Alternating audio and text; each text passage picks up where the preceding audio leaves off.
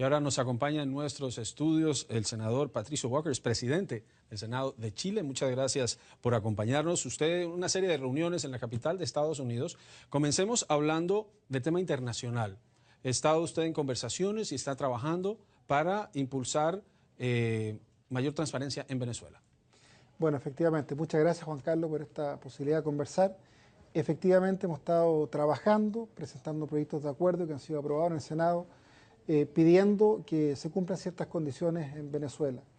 Primero enviamos una carta con parlamentarios de toda América Latina pidiendo elecciones libres y democráticas que se desarrollaron el 6 de diciembre y básicamente hoy día nos interesa de que efectivamente se pueda resolver rápido la situación de 4 congresistas, que efectivamente hay una presentación, ¿cierto?, ante el Tribunal Supremo de Justicia, ante el Consejo Nacional Electoral, que esperamos que se resuelva rápido, porque esto afecta la posibilidad de que la oposición tenga 2/3 de los escaños, y eso pasa también por hacer cambio a la Constitución, por poder nombrar integrantes del Consejo Nacional Electoral, de la Corte Suprema, y naturalmente esperamos que se respete el derecho de la oposición de presentar una ley de amnistía para liberar a Leopoldo López, para liberar a muchas personas que hoy día están en las cárceles o con arresto domiciliario simplemente por pensar distinto, son presos de conciencia.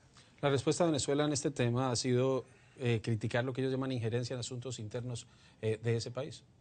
Lo que pasa es que los derechos humanos hoy día, Juan Carlos, tienen una dimensión universal. Por lo tanto, un tema es la autodeterminación de los pueblos, que nosotros respetamos, y pedimos que efectivamente el gobierno respetara la posibilidad de que hubiesen condiciones equitativas entre los partidarios del gobierno y los partidarios de la oposición, que desgraciadamente no se cumplieron, pero a pesar de todo la oposición arrasó porque la gente en Venezuela quiere un cambio, la gente lo está pasando mal. Y como los derechos humanos tienen una dimensión universal, nosotros cuando nos pronunciamos, cuando el secretario general de la OEA, con quien me reuní, Luis Almagro, le envía una carta a la presidenta del Consejo Nacional Electoral, le envía una carta a Maduro, que lo trató de basura, ¿cierto? Y le dice, ¿sabe qué? Yo estoy cumpliendo con mi deber, pidiendo que haya elecciones libres, pidiendo que libere los presos de conciencia. Lo que está haciendo justamente es reivindicar la dimensión universal de los derechos humanos. Cuando nosotros vivimos una dictadura con Pinochet, recibimos mucha solidaridad internacional.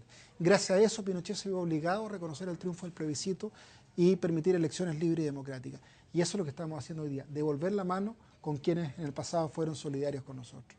Hablemos de Chile. Decía usted que le tocó uno de los años más difíciles en la historia reciente de su país. Efectivamente, nosotros tuvimos problemas de irregularidad de financiamiento de las campañas y la verdad es que nosotros teníamos 2 alternativas, o tener una actitud autocomplaciente o aprovechar esta crisis de confianza como una oportunidad para hacer cambios radicales. Eso es lo que hicimos. Se formó una comisión de expertos, personas muy prestigiadas que hicieron un conjunto de propuestas.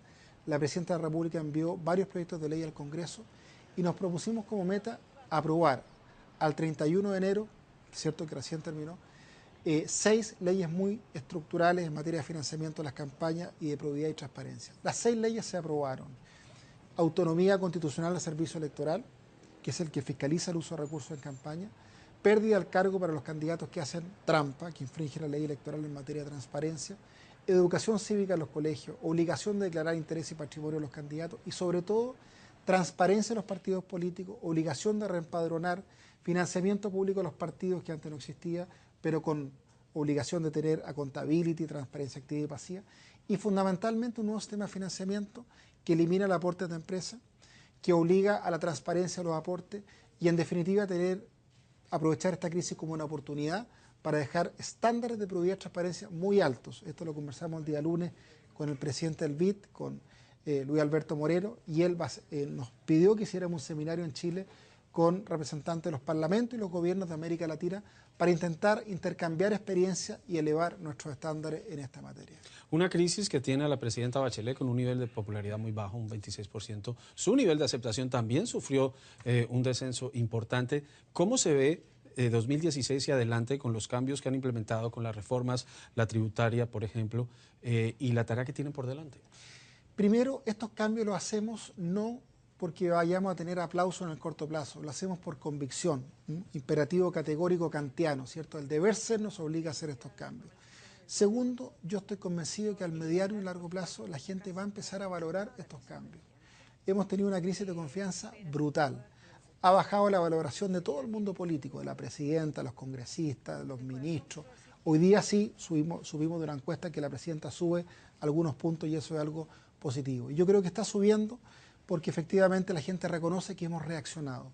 Lo peor es que cuando hay crisis de confianza, la gente no vea reacción. Acá Chile no ha perdido la capacidad de asombro. Y cuando hay corrupción, cuando hay irregularidad y los países no reaccionan, no hay salida. Y en ese sentido yo creo que hemos hecho las cosas, modestamente lo digo, bien para aprovechar esta crisis como una oportunidad y hacer cambios radicales que duelan, que efectivamente resuelvan la relación inapropiada entre dinero y política. Usted está en Washington, se está reuniendo con sus homólogos del Senado. Están hablando de temas de la región, pero también me imagino están hablando de temas de Chile, el acuerdo transpacífico. ¿Cuál es el ambiente que hay? Aquí todavía no está claro si el Congreso controlado por los republicanos asumirá o no su debate. Algunos dicen que no hay tiempo y que no le quieren dar una victoria al presidente Obama. Dentro del legislativo chileno, ¿cómo se ve? Hay sectores que se oponen, porque efectivamente sostienen que hoy día se crean beneficios para, por ejemplo, aquellos que producen productos farmacéuticos, biológicos o químicos y que se resguarda, ¿cierto?, la información no revelada desde el punto de vista de las investigaciones científicas, etcétera. Pero yo creo que hay una mayoría a favor del Trans-Pacific Partnership, porque efectivamente somos 12 países que representamos el 40% del comercio mundial. Chile se abrió hace mucho tiempo con tratados con Europa, con Estados Unidos, con Canadá, con México, con la gran mayoría de los países de Asia. Y ese modelo exportador para un país lejano que queda al fin del continente nos ha significado reducir la pobreza de un 40% a un 7,8%. Creemos una economía abierta y libre y por eso yo creo que están los votos para aprobar el Trans-Pacific Partnership. Sabemos que hay alguna preocupación de algunos senadores americanos desde el punto de vista de que la protección de 5 años a esa información no divulgada de las patentes o de los productos farmacéuticos, biológicos o químicos, ellos quisieran que fuera un plazo adicional, pero los gobiernos ya negociaron 5 años. Es inviable exigir una protección mayor a los 5 años y eso yo personalmente se lo dije al presidente del Senado ayer en la reunión que tuve, el senador Harich, y también se lo dije al senador Benjamin Cardin y se lo voy a decir al presidente de la Comisión de Relaciones Exteriores del Senado, con mucho respeto, que naturalmente nosotros creemos que las condiciones negociadas por los gobiernos son el techo para negociar un tratado, en este caso el TTP. Patricio Walker es presidente del Senado de Chile. Muchas gracias por estar en directo a USA. Muchas gracias, Juan Carlos. Que esté muy bien.